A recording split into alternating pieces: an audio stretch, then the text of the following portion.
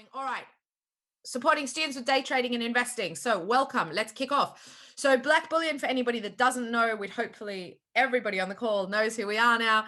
We're a financial wellbeing company. We're fully digital. We work with universities and institutions across the UK, Australia, and New Zealand. This is not a sales pitch. If you want to know more, just give us a shout out. All right.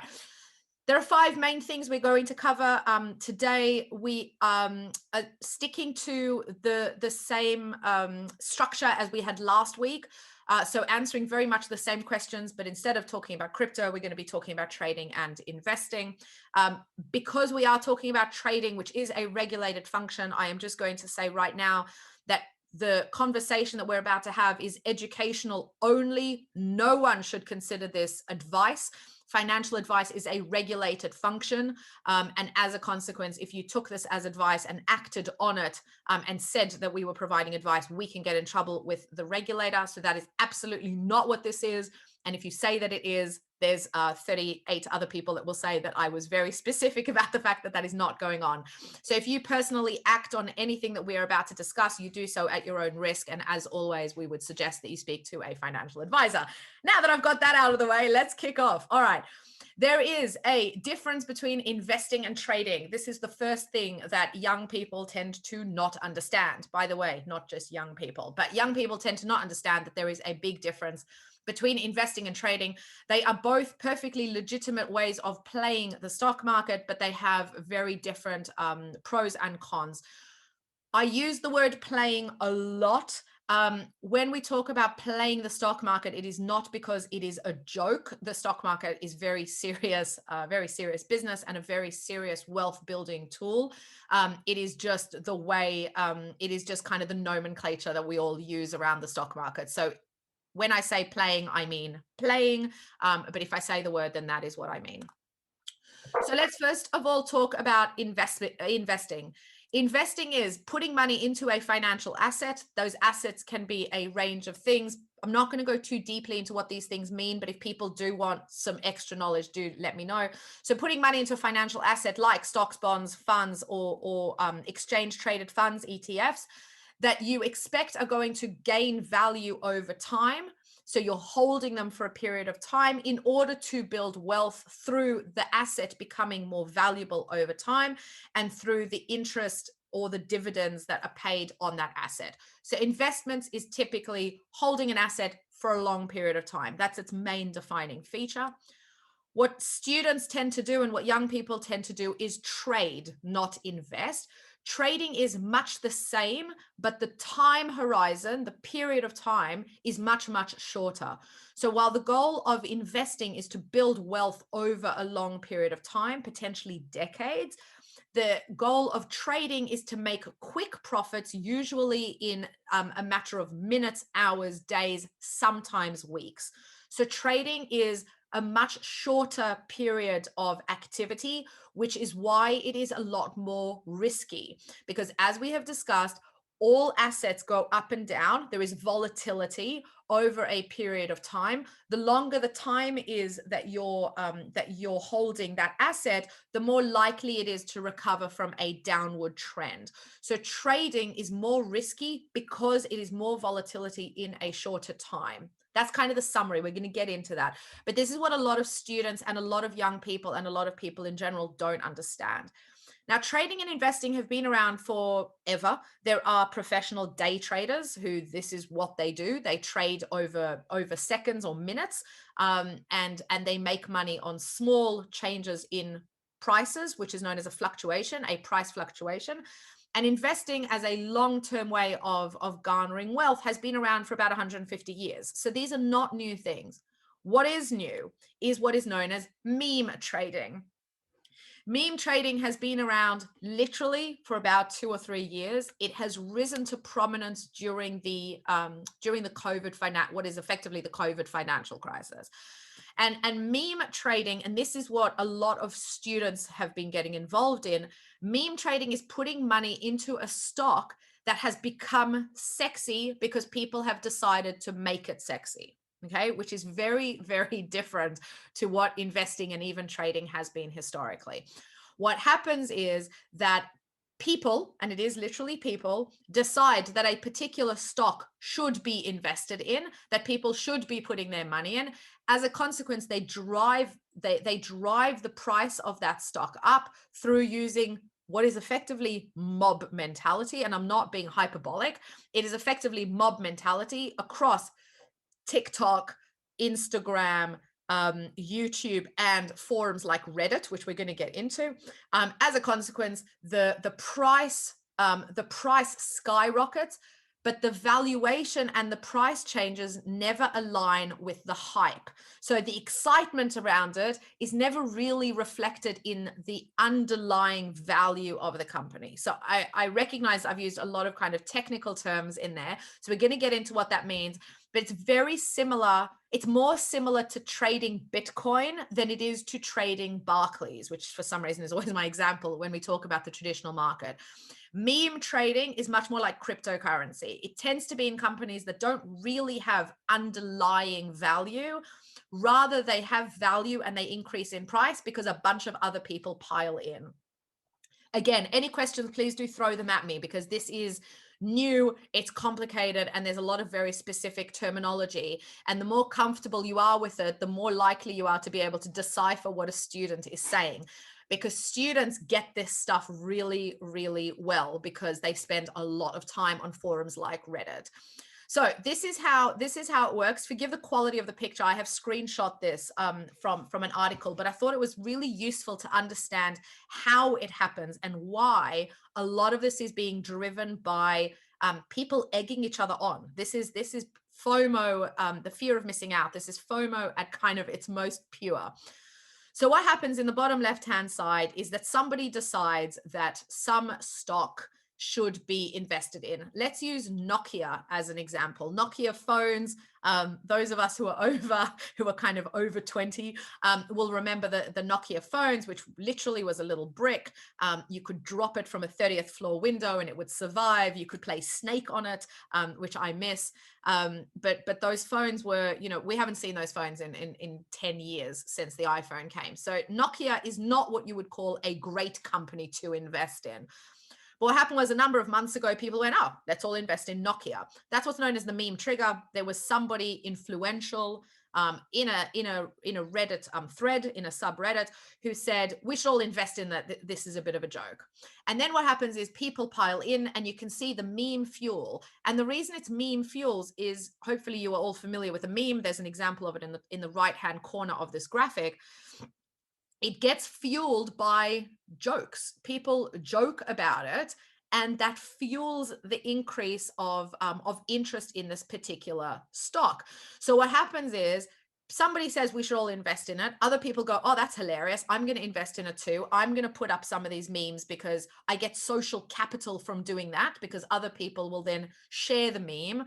People then see that as, oh, something is happening with this. The price is increasing because the volume suddenly comes into this stock that no one's really been trading to any great degree. That pushes up the price. Other people go, oh, I want to be involved in that as well because the price is going up. And as you can see, it's like a swell where suddenly Nokia goes from being 1 cent to suddenly being 10 cents. Now that's a 10x increase, which we don't see in the regular stock market. So people pile in.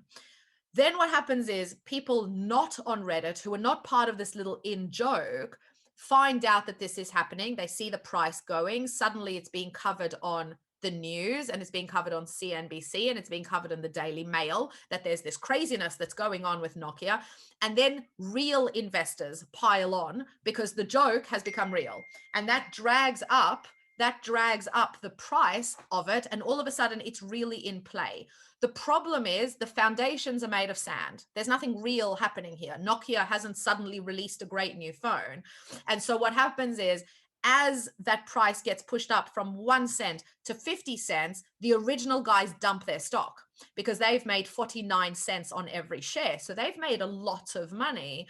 And then the people who piled in at 50 are suddenly finding that their holding, instead of it being worth 50 cents, is now worth 10 cents because all the original guys who frothed it up have pulled their money out. And that's how the late people lose money. If that all sounds ridiculous to you, it's because it is. It is ridiculous, but people have lost a fortune on these stocks. So people have made a fortune. The early people who drove the price up have made a fortune, which is why FOMO is there.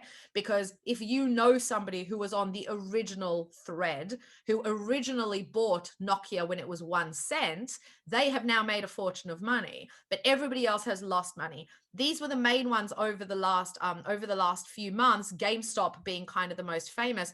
GameStop made almost 1,000% return, 1,000% return. Like, that's insane. But the people that made 1,000% return are kind of balanced out by the people that lost everything. Okay, so these are kind of some of the brands that were happening. And the reason I think it's important is that these have become symbolic of meme culture, of meme stock or stonk culture. If it all sounds a little bit insane to you, it's because it is. It's because it is. If there was one thing that students and young people and anyone getting involved in kind of stonk trading needs to understand, is that this is not the real market. We're going to get into why people do it, but I thought it was really important to explain what was actually going on and how it was happening and how it all started. So as the last point on this, because I think a graph will usually tell kind of 1,000 words, what I've done, and I did this last night. So this is the last 1 month, and this shows volatility. So you can see along the bottom, I've compared AMC Entertainment, which is one of those stocks we were just talking about, and GameStop against Amazon and Barclays. Now you can see that Amazon and Barclays are pretty much hugging the 0%. So they haven't moved much. And you can see that Amazon has moved 6% in the month and Barclays has gone down 3.75. But the volatility of them is like 6.4 and 3.75, which is why they're hugging that zero line. What you can see is that GameStop in the space of a month has moved 11%. AMC Entertainment has moved 300%. So you can see the level of volatility of these stocks, of these meme stocks, is huge. And this is why people have been getting involved, because money is made and money is lost in volatility. So I just thought the graph was really interesting. Again, for anybody that was with us last week, this is off the Google Finance page, which is a free resource for finance. So if you're curious about any of this stuff, you can do all of this in 2 seconds. This is nothing special. I'm just going to quickly check the chat. Oh, thanks for the birthday wishes, people. You're all very sweet. All right, so the team is looking after you in terms of where to find out more information. So this is kind of the volatility and the reason that students are doing it. So let's get into the practicalities. So Scott Galloway, who, if people are not familiar with him, he's a rather controversial figure in the United States. He is a marketing professor at New York University. He speaks a lot about the role of technology in mental health, in young people's behavior, and in the future of work. And his comment is that young people are addicted to screens, and online trading platforms are basically preying on that. And when I looked into some of our numbers, what I found really interesting, we do fortnightly student webinars on a range of different issues. We've seen a 2,000% increase in the number of students joining our investing, trading, and financial planning webinars. 2,000% in the last 12 months. It's fantastic. We love this because we are educating and teaching as opposed to pushing students to do things. But there's no question that the interest from young people is absolutely there. There is no question of that. So a couple of numbers, because we all kind of like some context. Almost 60% of young people say that a significant loss would have a real impact on their day-to-day life. I don't think that that's like at all surprising. What is surprising, though, is that almost 40% of students who were surveyed, this is a Financial Times survey, didn't list a functional reason for investing as their top 3. And a functional reason is like, I want to build wealth, right? A lot of people are investing and trading because they think it's going to be fun, because they want to do what their friends are doing. That's really, psychologically, that's fascinating. Financially, that's terrifying. 40% don't view losing money as a risk, which of course is insane, and also, again, really worrying, given that 60% can't actually withstand a loss. So there is a real disconnect between what people want to be doing and why, and the consequences of those decisions. And nearly 80% say that they trust their gut. Again, not looking at fundamentals, not looking at the underlying value of the companies that they're buying, which makes sense if you are doing meme trading, which is really the focus of what we're talking about, because there is no underlying value. There is no intrinsic value for people who remember the terminology. There is no intrinsic value in AMC or in GameStop or in Nokia. There is no intrinsic value. There's no real assets or value behind it. And so people trusting their gut, again, shows that there's not really logical thought process behind it as much as it is being driven by FOMO. Now, these are some of the sort of student quotes, which we always feel really just tells the story better than any numbers could. And the idea that people were seeing an opportunity in the crisis, which is why they were piling in, was really interesting. And yet people were keeping it hidden and keeping it secret because family believe that it's risky. Now, that's not to say that young people are right or are wrong. What worries me is that people are not thinking it through. I invest and I trade, but I also have 15 years experience in the space, and I can withstand a loss. My concern with students is they can't withstand a loss, and they are overestimating their knowledge and their understanding, which is why, of course, education, we believe, is kind of the cornerstone of all of this. So people also seeing investing as very accessible, which we're going to get into. And then in the bottom right-hand corner, this idea that I'm trading even though I'm losing because I believe that the next trade will make it right. If that sounds familiar, it's because that's what gamblers, people who have a gambling addiction, say. And that's the worry, is are we heading into trading addiction? Fascinating. We're only at the very early stages of this phenomena, but something to kind of bear in mind if you're looking for the right language when you're speaking with somebody. Gambling language seems to be very aligned with trading activity. And next week we're doing a gambling, in 2 weeks, we're doing the gambling session. But if you're looking for the right language to be using with young people to try and understand why they're doing what they're doing, if somebody presents with some of these, your gambling language can probably be repurposed. It's much the same activity. If there's any questions, please do kind of throw them at me, obviously. So let's look at why, because understanding the why behind kind of investing and trading, and I should have had investing/trading here, so forgive me, is important. There are some very good reasons why people are doing this. And one of those things is that there are really bad interest rates at the moment. So people are not, and this again is not just students, this is the population in general. We are in a historic interest rate period. So, and inflation is starting to climb, which if anybody wants to talk about, I'm very happy to do that. So if your interest rates at the moment are closer to 0.1 than they are to 100, which is what people are seeing their friends doing in the stock market, you can understand why people are saying, well, why should I save? Because I'm not making any money there. So poor interest rates are having some sort of impact, although again, I would argue not as much, since people are not really looking at fundamentals. The easy access to investing is I believe, the big one. It is very easy now to buy online, much as it is very easy to gamble online. These two things are very similar in terms of the ability to access it on your mobile phone, which I've just thrown on the floor because the beeping was driving me crazy. But much like much like gambling, it can all be done on your phone. So it's quick, it's easy, it's accessible. As a consequence, it's more dangerous. The opportune timing is interesting because there are two components to that. The first is COVID has meant that young people and people in general are at home, bored, and on their mobile phones. And in the US, which of course is the big driver of this, there has also been stimulus checks, and a lot of people have put those stimulus checks into assets, whether it's cryptocurrency or it's meme trading or it's investing. There's money, there's time, there's boredom, and there's easy access to trading platforms. And I believe that those are actually the main factors that are feeding this frenzy at the moment.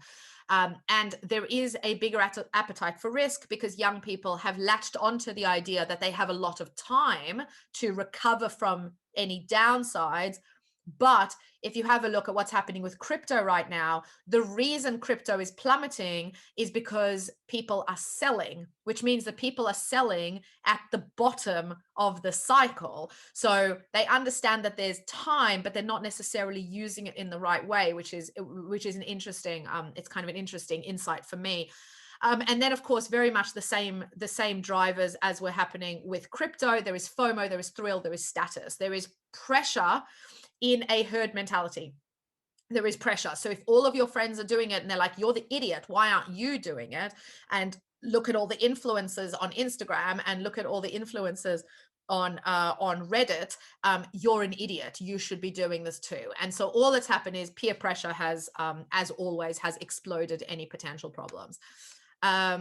So just a quick question from Cara. I'm coming from a South African context. I'm wondering, do you have any insight whether such trading trends are picked up by SA youth? Is this a global issue or more prominent in certain countries? So Cara, it's a really good question.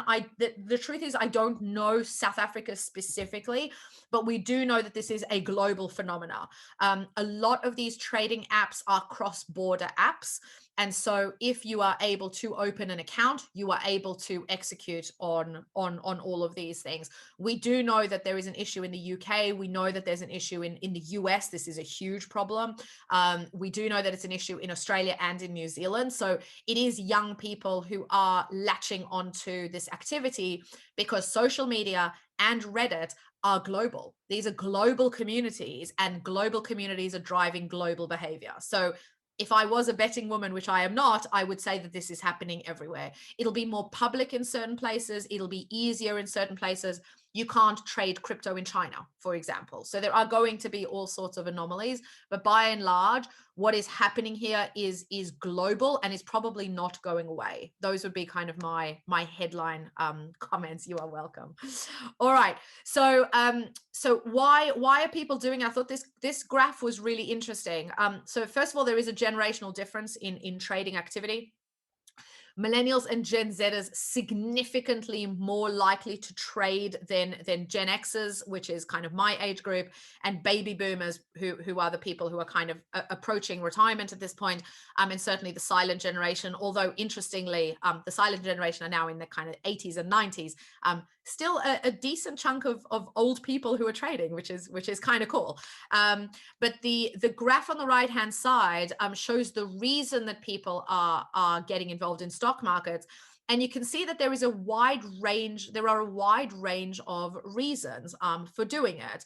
And I thought that some of these were really, really interesting because some of it is about driving success and wanting to be ethical, which again, fascinating, this is a millennial Gen Z graph, not a cross-generational graph.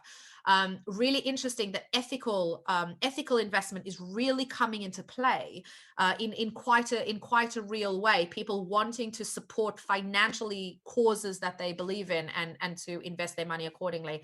And again, you can see savings interest rates are causing people to think differently, as is wanting to earn dividend income, which we can get into if anyone's not familiar with the terminology.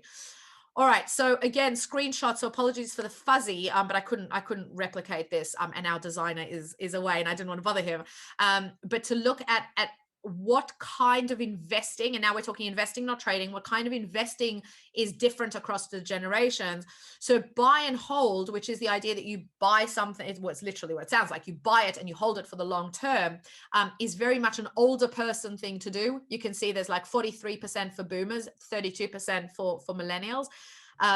Whereas the kind of the borrowing to invest, which is the more risky behavior, is more likely to happen with young people. And you know, am I saving for later? Am I saving for now? Am I dollar cost averaging, which is a way of kind of mitigating losses and smoothing out fluctuations. You know, so there's different things that are happening at different age groups. And one of the things that we know from our research is that a lot of young people get their financial guidance and information from parents. So it is interesting that we're seeing a lot of parallels between kind of boomers and millennials, just because, and it kind of makes sense because that's where they're learning from. And yet the risk side of it, they are taking themselves. So it is just fascinating. I could go into this for hours, but I'm not going to. But I would encourage you, if you have time, to kind of have a look at some of these differentials, because they are very interesting. So to get to the dangers, to make sure that we've got plenty of time, I've broken it down by a couple of different categories. The first is social media. I think we're all starting to really worry about the impacts of social media across a whole bunch of different things.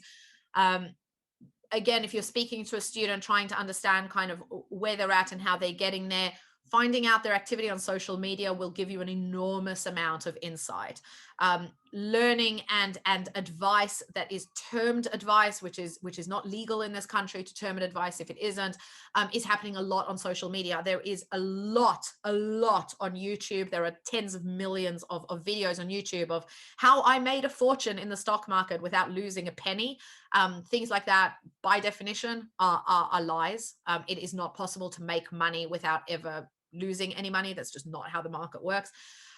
TikTok as well is full of what we refer to and others refer to as influencers, finance influencers. These are people who, as I said last week, one day they're selling lipstick and the next day they're selling cryptocurrency. It is very dangerous. By and large, these are people who are being paid money by binary trading platforms to shout about their product.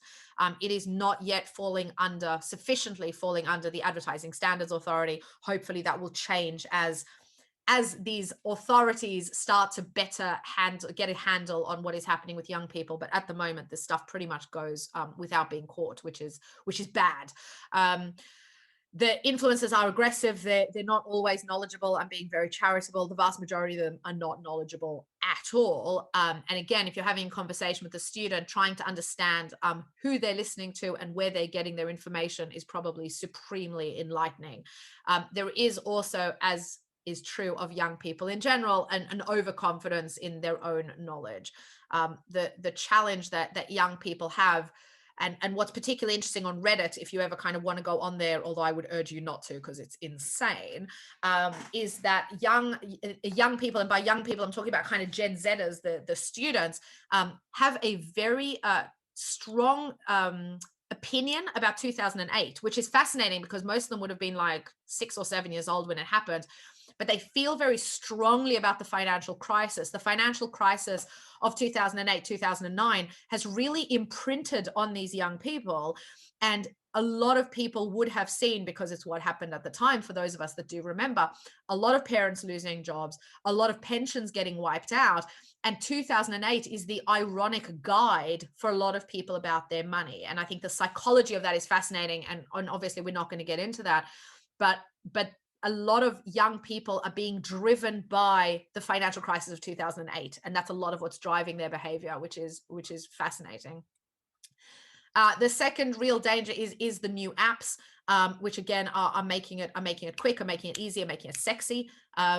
They have been criticized for gamifying investing. So and kind of bringing young people in to undertake a lot more risk than they are able. Robinhood is kind of probably one of the worst at this. Lucky for us, Robinhood has not entered the UK. They were going to enter the UK market. They had put a lot of money in and hired a lot of people. And then a young person in the United States killed themselves from misreading or misunderstanding the app, believing that they had lost $500,000. He hadn't. But he didn't understand the app and he didn't understand what he was doing, and he killed himself, a 21-year-old man. Absolute tragedy. The challenge for Robinhood was that this young man's cousin or uncle is a reporter on CNBC, and the story went global. And Robinhood pulled out of the UK and a number of other markets. So lucky for us, Robinhood hasn't entered the UK, but that doesn't mean that there aren't a whole lot of other companies that are trying to do the same. It has been a massively successful company, which means that others will try to copy what they're doing. And what they've done is gamified investing and gamified trading, and given people, the badges that we give people on the Blackbullion platform for learning and for improving their knowledge. That is what people get the more they trade, for example, on Robinhood. So if you do 10 trades in a week, you'll get, like confetti on the screen. That's very, very dangerous, because what it's doing is it's encouraging very bad behavior. And again, this is the kind of thing that at some point will get regulated. The UK is doing a better job regulating these things, thank goodness, but we are still miles away from where we need to be. The second danger with these apps is this idea that that things are being done for zero fees. Commission free is the strapline underneath almost all of these apps now. There's no such thing as a free lunch. Those of us who've done a couple more spins around the sun know that that is true. Money is being made somewhere. Fees are always being paid somewhere. Again, something, if you're having a conversation with a student, what app are they using? And I've got a list coming up. What app are they using? Do they understand how they are paying for it? If you are paying no commission, which a lot of them is what they say, then the most likely scenario is that they are paying a bigger spread. The spread, and this, by the way, is equally true if you're getting foreign exchange money. If you're, when we all get to go back on holiday, if you're going on holiday and you're buying euros or US dollars and you're selling your sterling in order to get foreign exchange, the difference between the sale price and the buy price is known as the spread.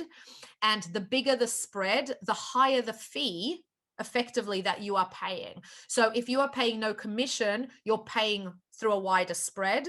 And that's the same with foreign exchange when you go on holiday. And if you are paying a fee, likely you are paying a smaller spread. So if you are paying a flat commission, then you're better off with a flat commission than a spread if you are buying in a lot. But if you're buying a little bit, then the spread might be better for you than the flat fee. So as always, this is never as simple and never as transparent as it ought to be. But ask the student what the spread is. And if they don't know the answer to that, they don't understand the fees. And again, we can get into that more if people want to understand, because we're getting a little bit into more technical terminology, but we can get into it if anybody wants to. And again, not all platforms are FSCS authorized. For anyone that was with us last week talking about crypto, which is not FSCS authorized, the Financial Services Compensation Scheme covers a certain portion of investment and savings money, pots of money. If the organization that you are giving your money to is not FSCS authorized and something happens to them, that money is gone. If it is FSCS authorized, then a portion of that money or all of that money will be protected, depending on whether you're saving or investing. So something, again, to bear in mind. The third risk, which is worthy of a few slides, is Reddit's Wall Street Bets community. This is where a lot of the meme stocks, which is the ones that I am most worried about because there are no fundamentals, where the meme stocks are starting is in Wall Street Bets. So I hope you will indulge me. What I've done is I have copied the Wikipedia entry about what it is, and I want to break it down again to give you the language for when you're speaking to students, because they understand this stuff better than all of us do, because they spend all of their time here. So for anyone who hasn't gone on Reddit, it's like the most insane place in the world. Forget social media. Reddit is bananas. So the Wall Street Bets community is the subreddit which describes itself as like 4chan, if 4chan found a Bloomberg terminal. It's known for aggressive trading strategies revolving around highly speculative, leveraged options trading. Members are often young retail investors, which means they're not professional, who ignore fundamental investment practices and risk management techniques. So activities are often considered gambling, and that's kind of the core of it. And we're going to break this down. The growing popularity of non-commission brokers and mobile online trading has potentially contributed to the growth of such trends. And I would argue that that is true. So a subreddit is a forum on a specific topic within Reddit. That's what a subreddit is. And 4chan is an anonymous English language website.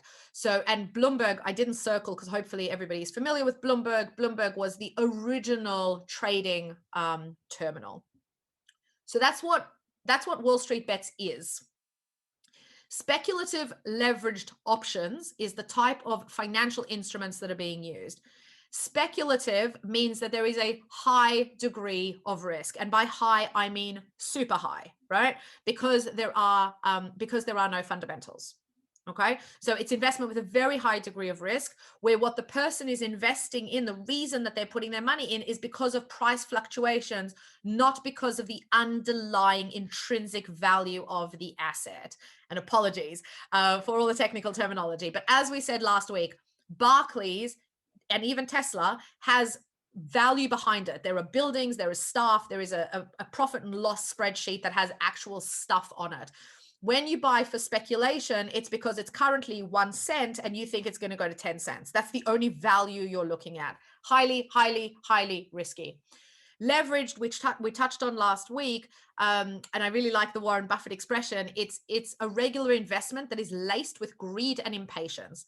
Basically, a leveraged investment is just when an investment is magnified because you are playing with more money than you put in. So instead of you put in £100 or $100, but if you're 2x leveraged, you're playing with $200. So if it doubles to $400, and we're not getting into the complexity of it, it doubles to $400. But if it halves, right? If it halves, then you've doubled your loss and then you have to cover that money. So you can lose more than you put in to begin with. I personally, and I said this last week and I've said so publicly, I do not believe that retail investors should be allowed to leverage when they are inexperienced. It is very dangerous. Young people certainly shouldn't be, unless they can prove that they know what they're doing. It is very attractive to leverage because it can magnify your profit. What they don't talk about enough is that it also magnifies your loss.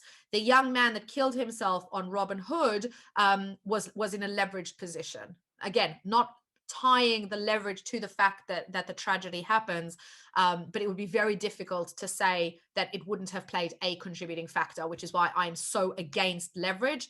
And a question you should definitely ask a student if they are coming to speak with you is, are they leveraging? Do they know what it means? And can they afford it? Now, options trading, I toyed with the idea of really explaining what options are, but I think it's beyond the scope of the conversation. Options are effectively the right, but not the obligation to buy something. So it's a contract that gives you the right to buy or sell something at a specific price. And when your contract date comes, you can buy it or not, or sell it or not. Suffice it to say, it is a complex derivative instrument. We're not going to get into options. There's simply too much technicality around it, and it's beyond the scope of this conversation. But again, if young people are trading options, that is something that is worth knowing. The final component of clicked on Wikipedia. We don't need that. The final component of this Wall Street Bets explanation on Wiki is the no commission brokers, as we have referred to. Zero commission means that there is no broker fee for buying and selling, but money is being made somewhere. There is no such thing as a free lunch. There never is, there never has been, there never will be.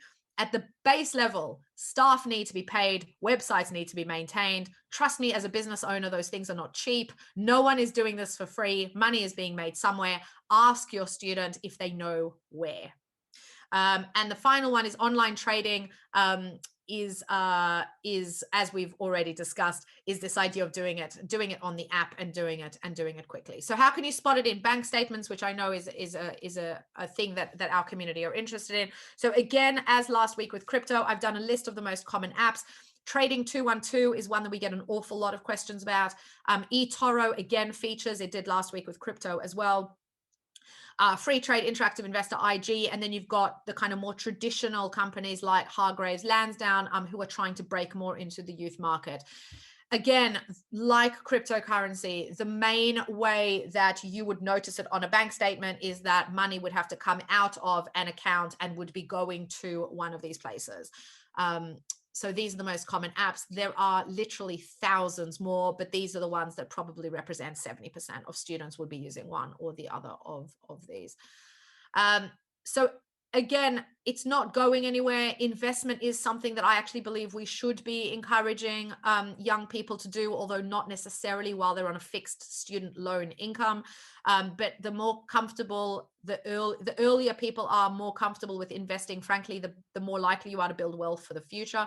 My concern is trading, and my real concern is meme trading. So don't anybody come away with any idea that I am not a firm believer in investments. I am. Everybody should be investing once they are earning a salary. And that goes for everybody on this call.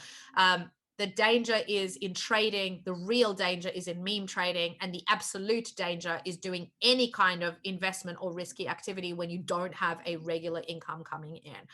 So Warren Buffett, who honest to God has made some of the greatest quotes on finance ever, has said, beware the investment activity that produces applause. The greatest moves are usually greeted by yawns. Investment is not exciting. By and large, long-term investing is buy and hold. You buy something, you leave it, you check in on it every few weeks or every few months, and 10 years later, it's tripled in value. The reason that a lot of this stuff is concerning is because it's moment-to-moment highs, and that's the dopamine hit that we get from social media, which is part of the danger. So it won't surprise you at all that we've put a how to do it safely. If students are going to do it, it is not for us to tell students how to live their life. But if they are going to do these things, there are some things they should consider. The first is, will not surprise you, given that most of you know me and you know what the company does. It is all about having some education, learning, and doing your research. There is no problem in starting small and learning like that. There is a big problem in putting 80% of your student loan in if you don't know how the markets operate. So research, learn, and get educated. We are running, as well as fortnightly staff webinars, we now run nearly fortnightly student webinars, and we get hundreds of students that come to listen about mortgages and stock markets and investing and trading. Obviously, I highly recommend that if you are a Blackbullion university, make sure that your students are aware that we do these things. And it is the quickest way to learn. And I take questions, and we're helping students to get their financial foundation sorted when it comes to investing. Obviously, there's a lot inside the platform as well.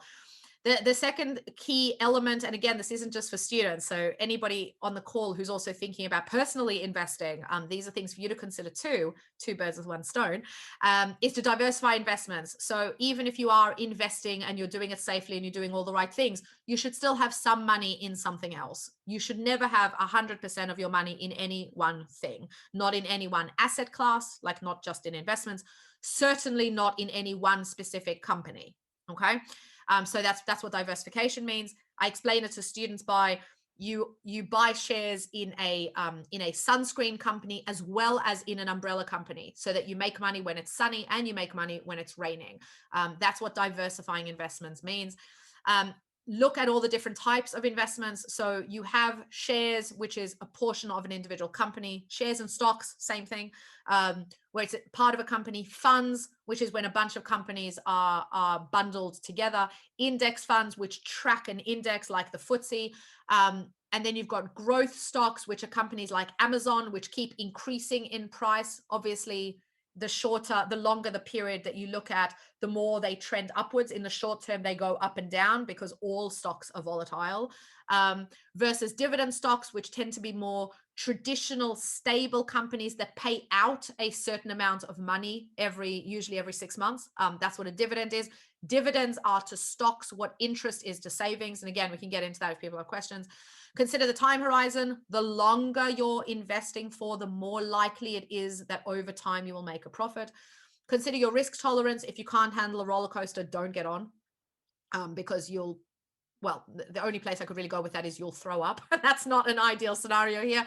But the greater your risk tolerance, the more likely you are to be able to withstand these things without the mental health and distress that comes from losing money. And be aware that international shares have double risk. There is the ability now to buy international shares, which we couldn't do in most countries you couldn't do up until quite recently. So for example, a UK investor can buy Amazon shares directly through most of the platforms that we've seen. But you have to bear in mind that the risk with an international share is the risk of the share itself going up and down, but also the risk of the currency going up and down. There is currency risk as well. So if you're buying an Amazon share in the United States, you have two concerns. Is the Amazon share going to go up? And is the currency going to stay stable or move in your direction? And if either of those things doesn't work, it can wipe out the gains of the other. So just something to be aware of. Excellent. All right. And then in conclusion, then we'll take questions. Investing is a proven way to build long-term wealth. I can show you a million graphs that show that over time, markets trend upwards, and even great crashes like 1929 and 2008 are a blip in the grand scheme of the stock market. If you look at it over 100 years, it becomes infinitely more volatile the shorter the time period is that you look at. Short-term trading, because it plays in the short term, is always, always, always more risky. And the more amateur you are, the less experienced you are, the more risky it is still. Meme trading is unpredictable and it is risky regardless, because it is mob mentality and it is based on zero fundamentals. So the possibility of a company like Nokia going from 1 cent to $10 and back to 1 cent is very, very likely. Meme stocks are really the ones to keep an eye out on. And if you are able to have a conversation with a student about their activities and you can find out what they're investing in or trading in, again, it'll give you a huge amount of insight into it. Students should absolutely be encouraged to understand investing. Absolutely be. It is a terrible tragedy that most people historically have started trading, have started to invest when they're in their late 20s and early 30s. Ideally, people should start investing as soon as they have a regular income. But while you are at university may not be the best time to execute on your trading unless you have a steady income or have some money. People who are living, to the last pound of their money should not be putting money into the stock market. Like, that's just the reality. That's just the reality of the game.